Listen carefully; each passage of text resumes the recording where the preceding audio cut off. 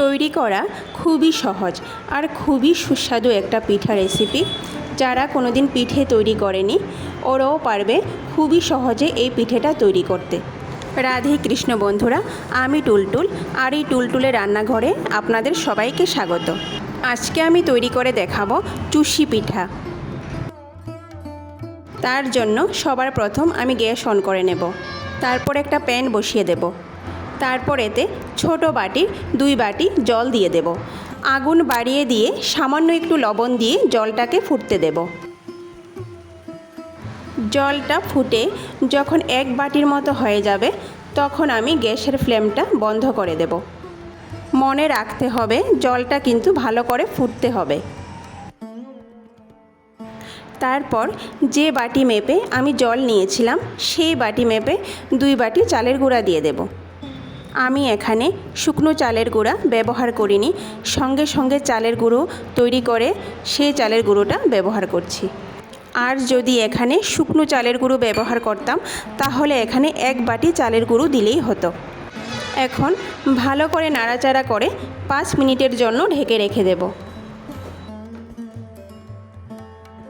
Do মাখার সময় যদি একটু নরম হয়ে যায় তাহলে এতে একটু চালের গুঁড়ো দিয়ে মেখে নিতে পারেন। বন্ধুরা, ফিরে এসেছি 5 মিনিট পর। আর এই ডোটাকে একটি থালায় নিয়ে নেব। হালকা গরম থাকা অবস্থায় ডোটাকে ভালো করে মেখে নিতে হবে। এইভাবে হাতের পিঠ দিয়ে আমি ভালো করে মেখে নেব, যাতে কোনো রকম কোনো গুটলি না থাকে। একটি সফট ডো তৈরি করে নেব। দেখুন বন্ধুরা কতটা সফট হয়েছে। এখন কিছুটা চালের গুঁড়ো থালার মধ্যে নিয়ে নেব। এখন ডো থেকে এইভাবে ছোট একটা লিচি কেটে বা হাতে নিয়ে নেব।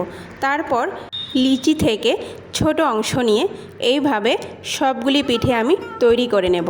আপনারা দেখেই বুঝতে পারছেন আমি কি করে পিঠেগুলি তৈরি করছি। খুবই সহজভাবে তৈরি হয়ে যায় এই পিঠেগুলো, আর খুবই কম সময়ে তৈরি হয়ে যায়।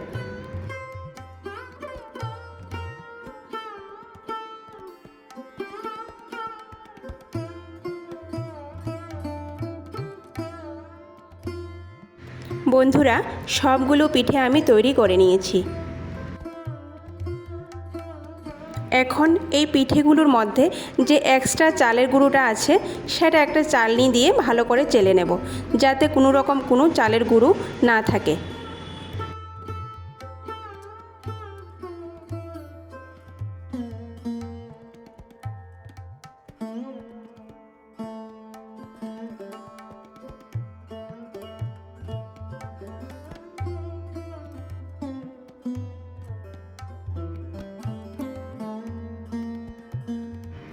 এখন গ্যাস অন করে চুলায় একটা প্যান বসিয়ে দেব। তারপর এতে 1 লিটার পরিমাণ দুধ দিয়ে দেব।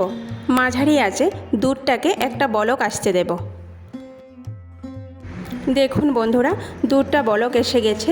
এখন আস্তে আস্তে পিঠেগুলো দিয়ে দেব। পিঠেগুলো দেওয়ার সময় চুলার আঁচ একদম কম করা যাবে না। চুলার আঁচ বাড়ানো অবস্থায় দুধটা যখন এইভাবে টকবক করে ফুটতে থাকবে তখনই এইভাবে খুবই সাবধানে পিঠেগুলো দিয়ে দিতে হবে।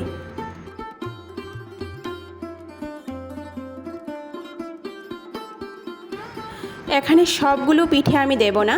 দেখুন অর্ধেক পিঠে আমি দিয়ে দিয়েছি আর অর্ধেক পিঠে আমি শুকিয়ে রেখে দেব। এখন মাঝারি আঁচে একটু পরপর নাড়াচাড়া করে 2-3 মিনিটের জন্য ফুটতে দেব। তারপর এতে আমি 3টি এলাচ একটু ফাটিয়ে দিয়ে দেব। আবারও একটু নাড়াচাড়া করে নেব। তারপর এতে ছোট বাটির 1 বাটির থেকে একটু কম চিনি দিয়ে দেব। মিষ্টিটা এখানে আপনারা আপনাদের পছন্দ মতো কম বেশি করতে পারেন। বন্ধুরা, 8 থেকে 10 মিনিটের মতো লাগে এই পিঠেটা তৈরি হতে।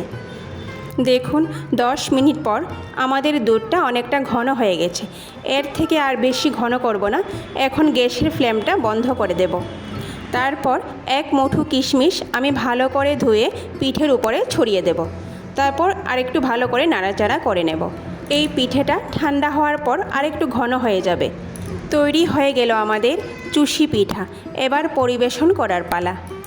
বন্ধুরা, ভিডিওটি সম্পূর্ণ দেখার অনুরোধ রইল। আর ভিডিওটি যদি ভালো লাগে তাহলে সবার শেষে লাইক, শেয়ার আর সাবস্ক্রাইব করে পাশে থাকা বেল আইকনে ক্লিক করে আমার পাশে থাকার অনুরোধ রইল। নমস্কার। কথা হবে আবার পরের ভিডিওতে। বন্ধুরা সবাই ভালো থাকবেন।